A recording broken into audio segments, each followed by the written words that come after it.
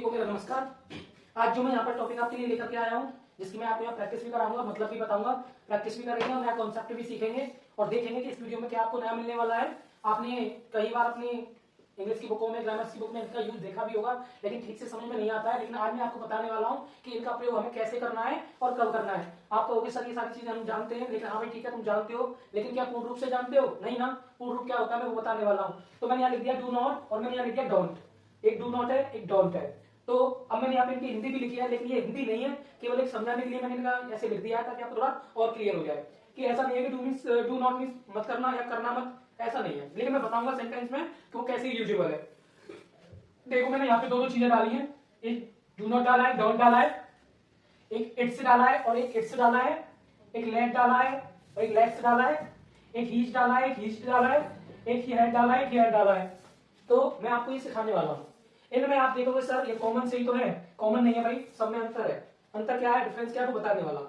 कैसे होता है मैं सिखाऊंगा आपको। सबसे पहले आप देखो यहाँ पे मेरा लिखा हुआ है एक सेंटेंस, जैसे कि मैंने लिख दिया है डू और फिर लिख दिया मैंने यहाँ नॉट। अगर आपका कहीं पर भी ऐसे लिखा दिया है डू नॉट, तो इसका मतलब है कि वो कार्य जो इससे जुड़ा हुआ काम जो है उसको क्या कर रहे हैं, परमानेंटली बंद कर रहे हैं या मना कर रहे हैं, यानी स्थायी रूप से। इसको हम कैसे यूज करेंगे, कोई काम जब स्थायी हो जाए, परमानेंट हो जाए, तो डू नॉट लगाते हैं। दूसरी बात, डोंट कब लगाते हैं भाई? डोंट का मतलब होता है काम अस्थायी हो। कैसा हो?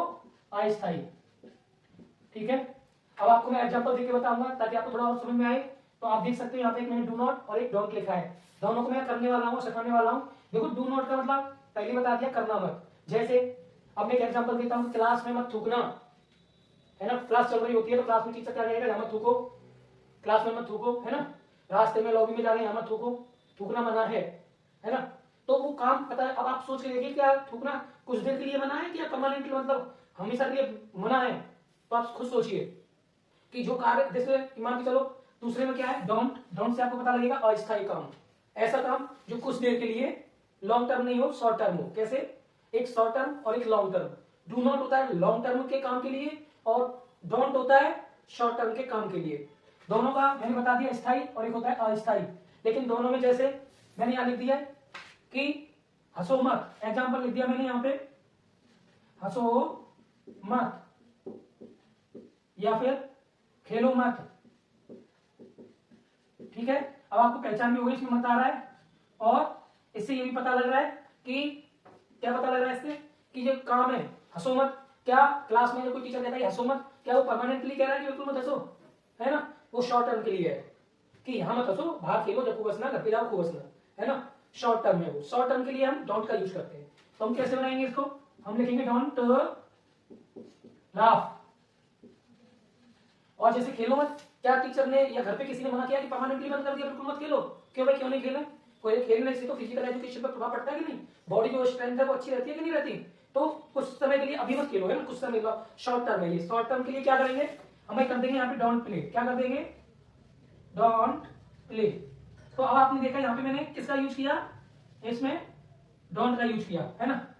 तो ये काम से पता लगता है कि वो छोटा है कि बड़ा, शॉर्ट टर्म है कि लॉन्ग टर्म है। आपको काम स्थायी, एक तो अस्थायी काम है कि भाई अभी मत हंसो, ठीक है, यहाँ क्लास चल रही है अभी मत हंसो, ठीक है। तो बताइए कि पूर्ण रूप से बंद होना चाहिए, बिल्कुल नहीं हंसोगे, है ना, कुछ समय के लिए नहीं भाई, ठीक है, अपने घर जाओ, 7 किलो हंस लेना। तो अस्थायी वर्क हो तो हम क्या लगाएंगे, डोंट लगाएंगे। अगर काम हमारा स्थायी वाला हो, जैसे एग्जाम्पल से पता लग जाएगा हम क्या बताने वाले हैं एग्जाम्पल में कि यहां मत थूको, है ना। तो मान चलो जैसे हमने लिख दिया यहां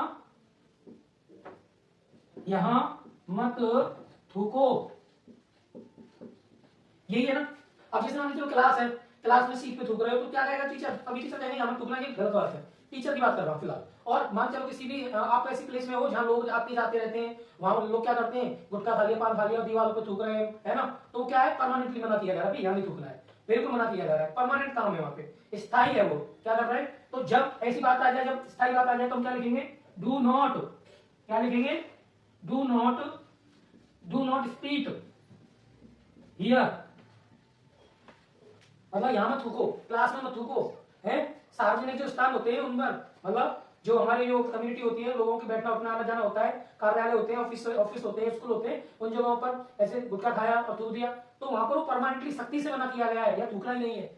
तो तब आप क्या करेंगे, डू नॉट लगाएंगे। क्या लगाएंगे? डू नॉट लगाएंगे, है ना। अभी अभी क्या है कि भाई किसी का खेत है, खेत में अभी वहां पर सब्जी वगैरह हो रही है या फसल हो रही है, अब तुम खेलने लग जाओ तो वो क्या करेगा तुमसे? परमानेंटली मना करेगा भाई खेत है और इसमें काम हो रहा है मेरा, मतलब फसल हो रही है, तो यहाँ मत खेलो। तो परमानेंटली मना है भाई, वहां तुम जाना ही मत। चलिए गए तो बस पीछे लग जाएगा किसान तुम्हारे, ठीक है। जब हमारा काम कैसा हो, शॉर्ट टर्म हो तो डॉट लगाएंगे और लॉन्ग टर्म हो तो हम डू नॉट लगाएंगे। तो देखो मैंने यहाँ पर आपको ये दोनों कंडीशन सिखा दी है ना, आपको समझ में आ गया होगा। अब हम बात करेंगे इट और इट्स की। इसके लिए मुझे ये साफ करना पड़ेगा, तो सबसे पहले हम क्या करेंगे, इनको हटा देंगे। आप इसका स्क्रीनशॉट ले सकते हो, आपके काम आ जाएगा ये। और दूसरों तक भी ये चीजें बताओ ताकि उनकी ये जो परेशानी है कि सर हम डू लगाएं कि डोंट नॉट लगाएं, डू नॉट लगाएं, ऐसे आपकी जो क्लियरेंस है वो मिलेगा आपको। तो सबसे पहले क्या करना है कि आप उसको अच्छे से सीखो। ग्रामर का जो पार्ट है ना, वो अपने आप में कुछ ना कुछ लिए बैठा है, उसके अंदर कुछ ना कुछ है। मैं यहाँ पर आपको सिखाता हूँ, प्रैक्टिस कराता हूँ, सेंटेंस बना के दिखाता हूँ और उनका यूज भी सिखाता हूँ। तो आप जब यूज सीखेंगे और प्रैक्टिस करेंगे तो वो सारी चीजें आपकी कैसी हो जाएंगी? परफेक्ट हो जाएंगी, अच्छी हो जाएंगी। फिर आप किसी को भी बता सकते हो कि यहाँ पर ये क्यों आया, कैसे आया, ठीक है। अब हमारा आ गया अगला। अगला हमारा आ गया यहाँ पे, एक आया इट्स और एक आया इट्स। देखो दो तरह की इट्स होती है। एक तो ऐसे वाली होती है जिसमें ये अपोस्ट्रोफी एस लगी होती है, ऊपर एक कॉमा लगा होता है, तो ये अपोस्ट्रोफी एस है। और एक ऐसी भी लिखी होती है जिसमें कॉमा नहीं लगा होता, ठीक है। अब मैंने इनका मतलब आपको बताया है कि भाई ये वाली जो इट्स है जिसमें जिसमें आपका अपोस्ट्रोफी एस लग रहा है, इसका पूर्ण रूप क्या होगा? इसका पूर्ण रूप होगा भाई इट और इज। इट और इज, इसका मतलब क्या है? It is. और ये ज्यादातर इट का प्रयोग हम कहां करते हैं? जो सेंटेंस और निर्जीव होते हैं या बेजान होते हैं, जैसे यह पेन मेरा है तो इट इज माई पेन, है ना, क्योंकि पेन क्या है? बेजान है ना, निर्जीव है ना। तो हम ऐसे लिख सकते हैं। जैसे अब ये दूसरा वाला क्या कह रहा है भाई? ये क्या है? इट्स। इट्स का मतलब, इसका मतलब तो अपने आप में क्या है कि ये आपकी पॉसेसिव नाउन की तरह काम कर रही है। इसका मतलब या तो अपना के लिए आएगी ये, या फिर ये आएगी इसका के लिए। अपना, अपने, अपनी, इसका, इसकी, इसके, इन तीनों के साथ ऐसे। तो चलो एक एग्जांपल से आपको बताते हैं कि कैसे लगाना है आपको।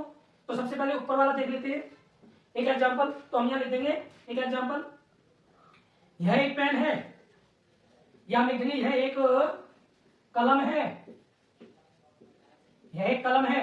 अब बताओ कलम क्या है? कलम मतलब पेन, पेंसिल, ठीक है। पेंसिल क्या होती है? निर्जीव है, बेजान है। तो यहां पर हम क्या लिख देंगे? इट इज अ पेन, ठीक है, इट इज अ पेन। या फिर हम इसको ऐसे लिखेंगे it's a pen, it's a pen, ऐसे भी बोल सकते हैं। ये दोनों तरीके से इसका मतलब क्या है कि यह एक पेन है। हाँ, एक और सेंटेंस ऐसे बना सकते हैं, दिस इज अ पेन, ऐसे भी लिख सकते हैं इसको, दिस इज अ पेन, ये भी ठीक है। लेकिन ये इंडिकेशन के लिए होता है जब कोई चीज पास हो, और जब कोई चीज दूर हो और हम ऐसे बता रहे हो कि ये तो पेन है, तो इट लगाना है, निर्जीव है वो, है ना। तो आप इट्स का मतलब क्या हुआ? इट इज हुआ। क्या हुआ इसका मतलब? इट इज हुआ। और मैंने एग्जांपल भी दे दिया है। अब हम देखो यहाँ पर एक दूसरा इस वाले का करेंगे जिसमें इट्स लगा हुआ है, ठीक है। इसके लिए हमें क्या करना होगा? जैसे अब हम इसका प्रयोग निर्जीव चीजों के लिए कर रहे हैं, तो निर्जीव वाले का एग्जांपल भी लेंगे। जैसे साइकिल चल सकती है, साइकिल स्वयं चल सकती है, कोई चला भी सकता है, धक्का दे स्वयं चल जाएगी। जैसे मेट्रो रेल अपने दरवाजे खोल सकती है ना, मेट्रो अपने दरवाजे खोल सकती है। मेट्रो ट्रेन है, ट्रेन आपने देखी होगी मेट्रो, तो वो रास्ते में जो चलती है तो अपने आप ही उसके दरवाजे खुल जाता है, अपने आप ही बंद हो जाता है। तो हम यहाँ लिखेंगे एग्जाम्पल में, मेट्रो अपने दरवाजे खोल सकती है। अब देखो यहां पर मेट्रो क्या है भाई? आप खुद ही बताओ, एक निर्जीव चीज है, वस्तु है, वो सामान है ना। क्या कर सकती है? अपने, यहाँ पे अपने आया है, मैंने बताया ना इट्स जब आएगा तो अपना या इसका, है ना। तो अपने के लिए हम इट्स लगाएंगे इस बार, है ना। और वो क्या कर सकती है? स्वयं अपने दरवाजे खोल भी सकती है और बंद भी कर सकती है, ठीक है। तो हम यहाँ लिखेंगे मेट्रो कैन ओपन। अब अपने दरवाजे को कैसे लिखेंगे? It's door. क्या लिखेंगे अब हम? It's doors.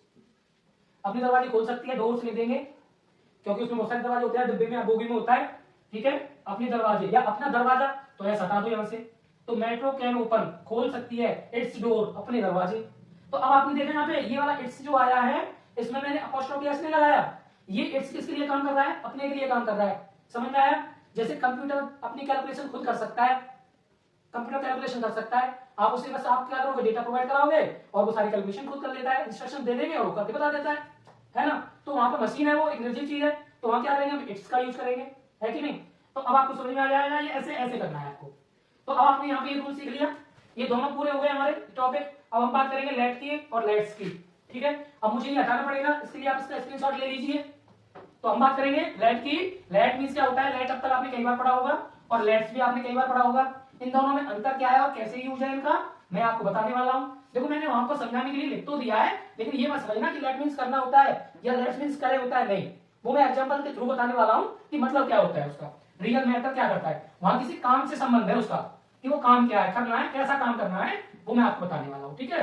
तो मैं यहाँ से इसको साफ कर रहा हूं अभी, और ज्यादा टाइम नहीं लेंगे, जल्दी जल्दी करेंगे ताकि वीडियो लंबी नहीं हो, है ना। तो सबसे पहले मैंने यहाँ पे लिख दिया लेट, ठीक है। लेट क्या होता है इसके बारे में बताएंगे, फिर हम बताएंगे लेट्स, ये वाला भी बताएंगे हम, ठीक है, इन दोनों के बारे में। तो मैंने यहाँ पे बताया लेट मीन्स करना या लेट्स मीन्स करें। तो चलो बताते हैं कि क्या करें, काम, कोई काम करें। जैसे मैंने लिख दिया उसे जाने दो, मैंने एक एग्जांपल लिख दिया यहाँ पे, उसे जाने दो। अब उसे खाने दो, उसे टहलने दो, उसे बात करने दो। तो यहाँ पे आप ये नोटिस करेंगे ये शब्द मिल रहा है आपको, दो शब्द, यानी कोई काम है। काम क्या है, जाने का, काम करना है, जाने का। तो मैंने बताया लेट का मतलब कोई काम करना है, पढ़ने का काम है, खेलने का काम है, नहाने का काम है, काम करना है ना, या दुकान खोलने का काम है, या फिर मतलब नौकरी पे जाने का काम है, या फिर मतलब बस में जाने का काम है। तो कोई भी काम है जो करना है, तो ऐसे सेंटेंसों को हम लेट के साथ बनाएंगे। किसके साथ बनाएंगे, लेट के साथ। तो सबसे पहले लेट लगा देंगे, तो हम यहाँ पे यूज बता रहे हैं इसका। सबसे पहले आप लेट लिखेंगे। अब उससे जो शब्द आया है तो उसका होता है हिम। वैसे तो ये प्रोसेस वो ऑब्जेक्टिव केस हो जाता है, क्योंकि ये सब्जेक्ट से ऑब्जेक्ट बन चुका होता है। तो लेट हिम, अब जाना क्योंकि वो, लेट हिम को, उसे जाने दो या उसे खेलने दो, लेट हिम प्ले, है ना, उसको खाने दो या उसको कपड़े धोने दो, है ना। तो आप क्या करेंगे इसमें लेट, यानी इससे हमें पता लगा कि कोई काम है, क्या है, कोई काम करना होता है, क्या पता, कोई काम जो है काम करना होता है, कोई भी काम हो करना होता है। लेकिन लेट्स के साथ ऐसा नहीं है, लेट्स में भी कुछ ही सेम सेम मैटर करता है, लेकिन ये जो अपॉस्ट्रोफी एस लगा हुआ है इसका मतलब बता रहा हूं कि आपका अगर लेट्स लिखा हुआ होता है तो उसका मतलब होता है लेट प्लस अस, इन दो शब्दों से मिलकर बना होता है ये, ठीक है। आप ध्यान रखेंगे इन दो शब्दों से मिलकर बना होता है लेट।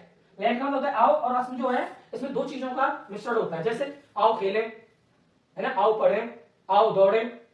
आओ शब्द से पहचान होगी, इसमें आओ जो शब्द है वो दो यानी प्लूरल शब्द को बता रहा है, आओ शब्द आएगा इसमें, ठीक है। जैसे मैंने यहां पे लिख दिया आओ खेलें, आओ खेलें। तो देखो मैंने यहां पहले लिख दिया आओ खेलें, है ना, आओ खेलें, आओ सीखें, आओ पढ़ें, है ना। तो जिसमें आओ शब्द आ जाए वहां पर आप लेट्स का यूज करेंगे। किसका यूज करेंगे, लेट्स का।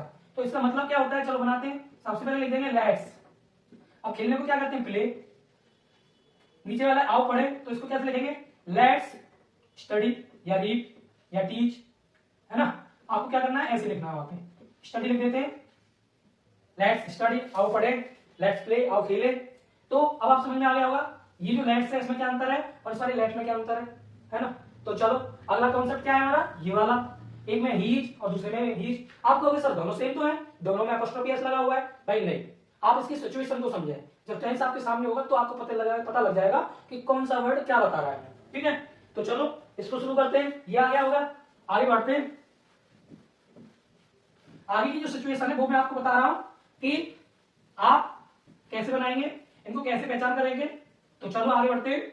सबसे पहले हम यहां लिख लेते हैं ही और अपॉस्ट्रोफी एस, दूसरा लिख लेते हैं ही अपॉस्ट्रोफी एस। सर ये दोनों एक से ही तो है, कोई अंतर है क्या, हाँ भाई इसमें अंतर है। वो कैसे पता लगेगा, मैं बता रहा हूं ना। इसका मतलब है ही इज। अब आप कहोगे सर या तो आपको पहले से पता है, आपने लिख रखा होगा। हमें ठीक है, मुझे पता है, लेकिन मैं सिचुएशन तो बताऊंगा आपको कि मुझे कैसे पता लगा। और इसमें क्या है सर, चलो इसका भी बताएंगे। इसका मतलब क्या है, इसका मतलब है ही हैड। अब ये सिचुएशन के अकॉर्डिंग है, ये हमें बताता है किसका, कि प्रेजेंट का कॉन्टिन्यूअस है, प्रेजेंट कॉन्टिन्यूअस को शो करता है ये।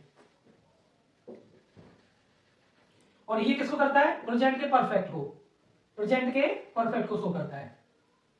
प्रेजेंट का कौन सा है ये, परफेक्ट, ऐसे करके, ठीक है। तो अब इस सेंटेंस लूंगा तो आपको और भी क्लियर हो जाएगा।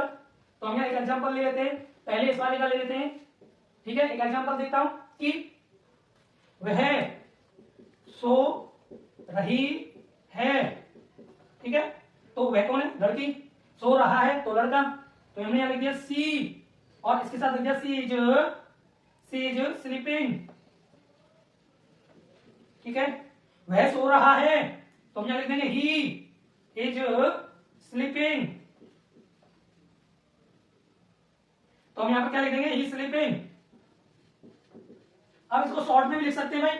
हमने यहां लिख दिया सी, तो सी के बाद बस आपको ऐसे सीज, और मैंने अगर यहां पे हीज लिखा है तो एच, तो इन दोनों का मतलब क्या है भाई? इसका मतलब सी इज है और इसका मतलब ही इज है। तो मैंने दोनों एग्जांपल यहां पर दे दिए हैं। अब आपको समझ में आ गया होगा कि अब ये पहचान कैसे हुई कि सर ये इज कैसे पता लगा? भाई हमें इससे पता लगा, वर्ब से। किससे पता लगा? वर्ब। जब वर्ब वी वर्ब होती है और उसमें आईएनजी लगी होती है तो इज आर एम का यूज होता है, या तो इज आर और एम में से कोई एक यूज होता है। लेकिन मैंने वहां हीज लिखा है, हीज, तो ही इज से समझ में आ रहा है कि वह एक सिंगुलर है और इज आएगी। मैं लिखा होता तो एम आती, तुम लिखा होता तो आर आती, है ना? यू आर, जिसे शॉर्ट में बोलते हैं यू आर, है ना? ऐसे। और एम लिखना होता है तो आई और एम, ऐसे, तो ऐसे लिखा होता। तो इससे हमें क्या पता लग गया कि भाई ये प्रोजेक्ट का है ना? और अब हम बात करेंगे इस वाले की कि भाई सर आपने बोला ही इज, ये भी ऐसे ही है, पता कैसे करेंगे भाई? मैंने बता तो दिया कि प्रेजेंट परफेक्ट होता है, लेकिन सेंटेंस बताएगा, सेंटेंस की वर्ब हमें बताएगी। तो हम यहां लिख सकते हैं एग्जांपल, वह घर जा चुका है, जा चुका है, तो चुका है, चुकी है, चुके हैं, ये क्या होता है? प्रेजेंट परफेक्ट का होता है। तो यहां पर हम क्या लिख देंगे? He has gone to home, gone to home, ऐसे। यहां पर हम कैसे लिखेंगे? He's gone to home, gone to home. अगर कुछ शॉर्ट में लिखे तो ये एस अब हमें क्या बता रही है? इससे पता लगा ये क्या है? वर्ब है। और ये कौन सी वर्ब है? V3। V3 के साथ हम हैज या हैव लगाते हैं तो हमें पता लग गया कि अगर वो प्रेजेंट परफेक्ट है तो हैज या हैव में से कोई एक आएगा। तो देख लो यहाँ पर सिंगुलर है, हैज के ही के साथ हैज आता है, तो मैंने हैज लिखा हुआ है, पहले से ही पता लग गया। क्यों लिखा? क्योंकि यहाँ पे गॉन लिखा हुआ है, और गॉन V3 होती है। क्या होती है? V3 होती है ना? गो एंड गॉन तीसरी फॉर्म में। तो हमने पता कर लिया। अब नीचे वाले आपके लिए, इनको आप कमेंट करिए, बताइए एग्जांपल देकर के इनके क्या कर सकते हैं। लेकिन मैं आपको थोड़ी सी हेल्प कर देता हूं।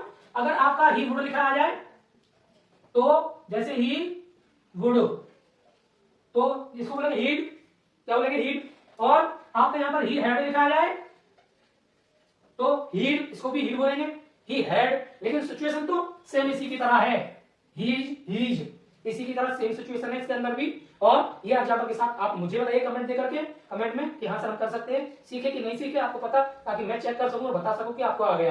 पहचान हो गई शॉर्ट टर्म और लॉन्ग टर्म की। तो आज की वीडियो आपको कैसी लगी कमेंट में जरूर बताएं, लाइक कमेंट और सब्सक्राइब जरूर करें, और जाते जाते इस वीडियो को अपने ग्रुप में शेयर जरूर करें। ये आपकी मुझ पर कृपा होगी। मैं आपसे मोटिवेट होता हूं जब आप मेरी सारी चीजों को समझते और पढ़ते हैं। धन्यवाद।